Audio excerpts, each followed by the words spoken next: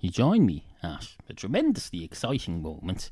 I'm drinking gold, not for the first time on the show. I believe I drank half of this bottle of gold a couple of weeks ago. I'm not sure if I mentioned it, but no, I'm drinking gold. A kind listener sent in, a listener who visited Ireland recently, sent in, give me a box of freaking little miniatures of alcoholic beverages. You'll find a show way back called Jägermeister, and a couple of other ones after that where I sample various bottles from this. But now I've been sampling the one that's got gold floating around in it. It's some sort of it's basically a bottle of it's a bottle of schnapps with flakes of gold floating around in it. I mustn't have very expensive tastes because, frankly, not to be rude, but the gold wasn't to my taste. So I've mixed it with Coca-Cola Zero.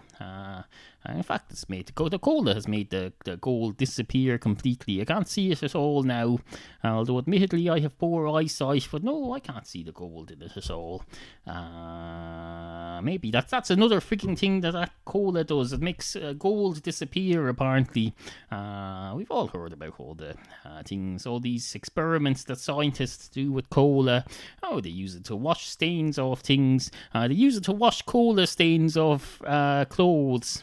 They use it to power cars, and they do all sorts. They dissolve various metals, including gold, with it. They sent a bottle of cola to the moon in the 1960s, and they just decided, we're nearly at the moon now. We need to get rid of this cola.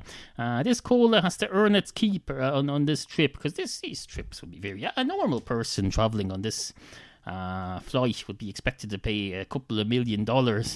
So if this cola that's travelling for free, owned by a commercial company, is going to pay its keep, it's going to have to take part in an experiment. And the experiment we're going to expect the cola to take part in is to be thrown out of the spacecraft a couple of miles before the moon and see if it can make its own way the rest of the way there.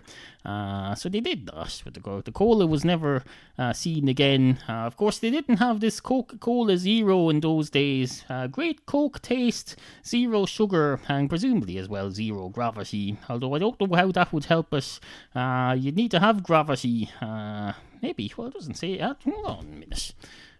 Sparkling low-calorie soft drink with vegetable extracts with sweet. Oh, it doesn't say anything about gravity. It says carbonated water, caramel E15OD, phosphoric acid, sweeteners, aspirin, ACE. Unless one of them is gravity. I don't know. Maybe. Surely to God, one of them contains gravity. How the hell are they keeping it in the bottle once you open it? I suppose if you use it. Not everybody uses a straw, though. So how would they? I presume if you use a straw, that sucks all the gravity and the air out of the bottle, and it keeps the liquid in it for long enough for you to drink the frigging stuff. But no, I don't think they've got gravity-free beverages. Even up the astronauts, they don't get any sort of special beverages. They just get special containers for it. Basically, they get a sealed bottle and they drink out of it with a straw, and then they urinate back into the bottle, or maybe they use a different bottle. I don't know. I assume possibly the same design but a different bottle. They might need a wider straw for it, I suppose, to fish all the appropriate apparatus into it. Where are we?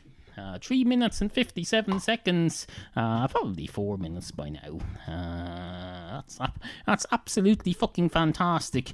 Did you hear yesterday's show? It was one of the best episodes of Into Your Head I've ever made. You should go back and listen to it now. Because frankly, this isn't going to be up to much. Let's see. I'd get my guitar, but it's behind a load of stuff, and I think the cats have been crapping under the stuff. And frankly, I don't have the guitar because it's behind the stuff. So we'll have a little tune, I suppose, on the harmonica.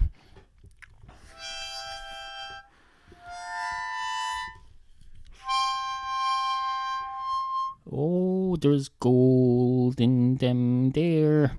Cola beverages to have gold added to them.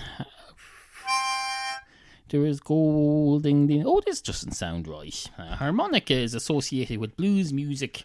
A blues musician wouldn't be going on about having gold. He'd be going on about not having gold. He'd be saying, oh, I wish I had some gold.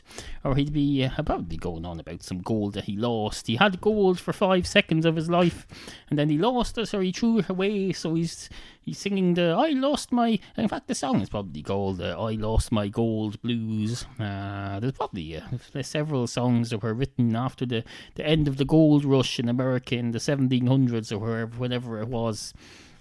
They start singing, oh, I was involved in the gold rush, but I lost all my gold, and therefore this is a blues song. Apparently blues people never write any music during happy times, or maybe they do, but they write it about previous stuff that happened before the happy times. I suppose it's probably an EU regulation. You can't call something blues if it's not about blues. Storing a cool, dry place. Well, my house is very cool. My house is the coolest place on earth. It's an absolutely fucking fantastic house. So there's no problem there. I don't know how it can be dry if you got a bottle of liquid. It's a store. You're supposed to store the liquid in a dry place. Absolutely. I'm supposed to freaking take all the water out and store it as powder. I don't know. Salt trace. There's the trace of salt in it. There's 0.0 grams of fat, which apparently amounts to 0%. So I can derive from that oh no, I can't derive anything from that. 0% of anything could be 0. 0% of a million could be 0, or 0% of a gram could be 0. So this bottle of cola could be anywhere from 1 milligram to 18 million litres. In fact, it could be more than that. It could, in theory, it could be infinite. But in practicalities, that seems unlikely. I very much doubt that this bottle of Coca-Cola Zero is infinite. We'll find out in a second, because there's only 2 mouthfuls left as far as I can see. So if I drink them, and if there's any left after that, then we know there's a chance that it might be infinite. So we might be able to prove this. There's just a tiny bit left.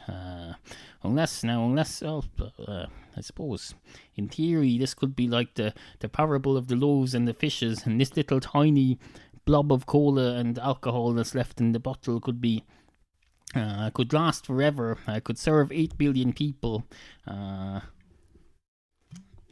Well, not now, it won't, because I just drank it. So that disproves that complete. See, that's science for you. Science is a great thing. If they'd had science back in biblical times, things would be being a lot different. If Jesus had come along and said, oh, here's some loaves and here's some fishes, do you want to see me dividing them up among 8 million people?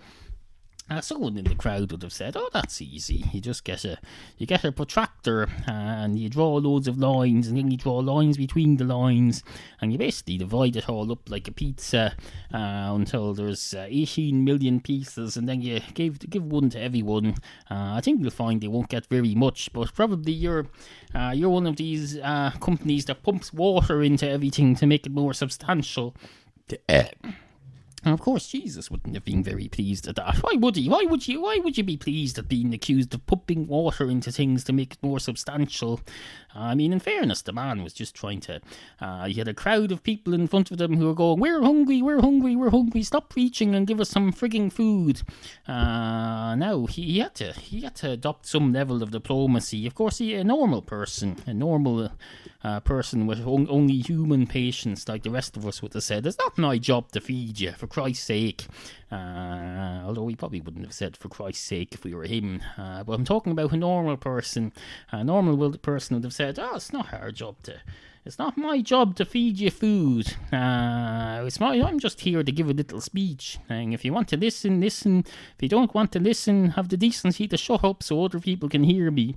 No, it would have been perfectly reasonable of him to say that, but he decided not to, because there's such a thing as diplomacy. And if you want to try and sell an idea, you have to be diplomatic. In other words, you have to keep your mouth shut at times.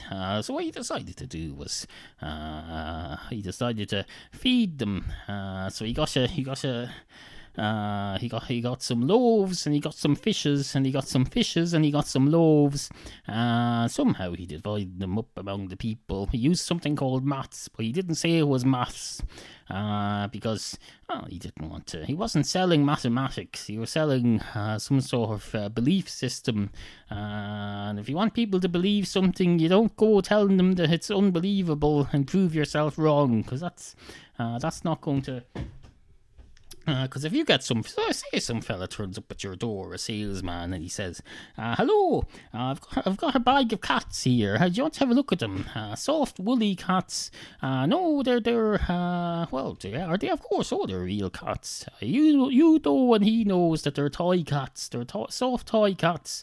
But the whole idea of selling soft toy animals for children is that you make believe they're real. So he'll see that he got kids there in the background. He'll say, oh, look, I've got these lovely fluffy little cats. This one's got a name already. This one's called Aloysius, but please feel free to change their name. Aloysius has told me into my ear earlier that he doesn't mind at all if his new owner wants to change it to something. Oh, hello, child. What would you like to call a cat? And the child will say something stupid like Fluffy. And he'll say, oh, look, I just happen to have a cat here called Fluffy who needs a home. Maybe your parents or guardian will provide some money for you to purchase it from me from here. So basically, that's what Jesus did. Anyway, good morning.